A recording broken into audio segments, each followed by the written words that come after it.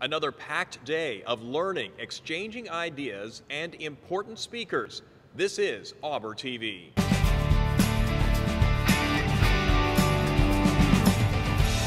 It's the talk of the conference. Is it time for the Fed to raise interest rates? Hi, I'm Ed Highland for AUBER TV. The answer to the interest rate question is a resounding no. That according to a senior vice president for the Federal Reserve Bank of Atlanta. David Altig talked to the AUBER group about U.S. monetary policy for about 45 minutes. He specifically addressed a Barron's article that called for the Fed to hike interest rates to avoid inflation. The article cited an expected 2% increase in the CPI over the next year versus a 2% decline in the last 12 months till September.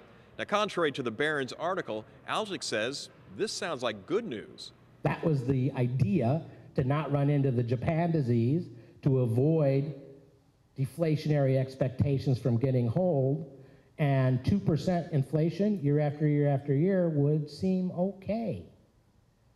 Not something as evidence that we're heading in the wrong direction.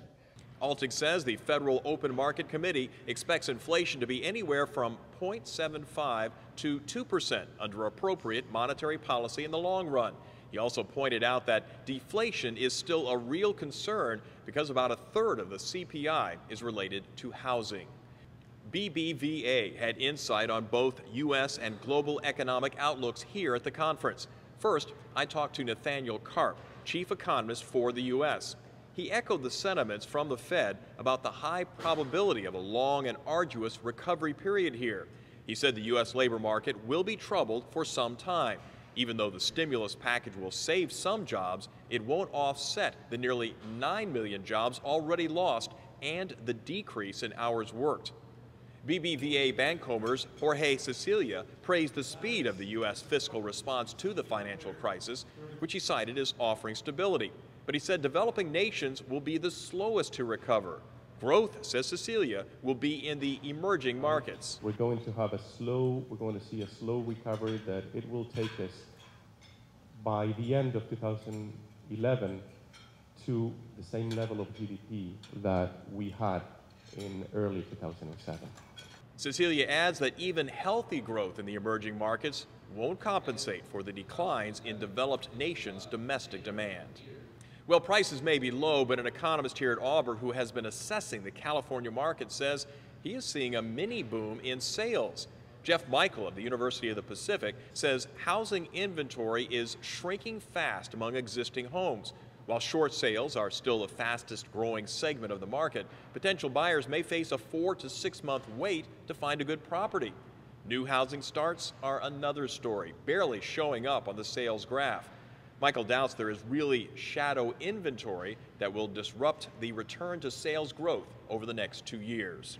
The push is on to bring the work of AUBER members to the general public. In that light, social media is becoming less of an option and more of a necessity. Blogs, tweets, RSS feeds, just a few of the terms tossed around during the concurrent sessions on new media. Members were given insight into how to encourage faculty and staff to write blogs about their work. Tim Walker of Hoover's Inc. told the group that part of the problem is overcoming the fear of using social media. Just seek out the many internet resources that can be a starting point for developing a social media strategy. All aboard, conference attendees headed off-site to get a first-hand look at efforts to diversify the Austin area economy. They'll have to don white suits as they tour the clean rooms at Freescale Semiconductor. The director of the University of Texas Austin calls the area the Silicon Valley of the Southeast. Be sure to click on the other thumbnails for more video coverage of this year's AUBER conference. For now, I'm Ed Highland. Thanks for watching.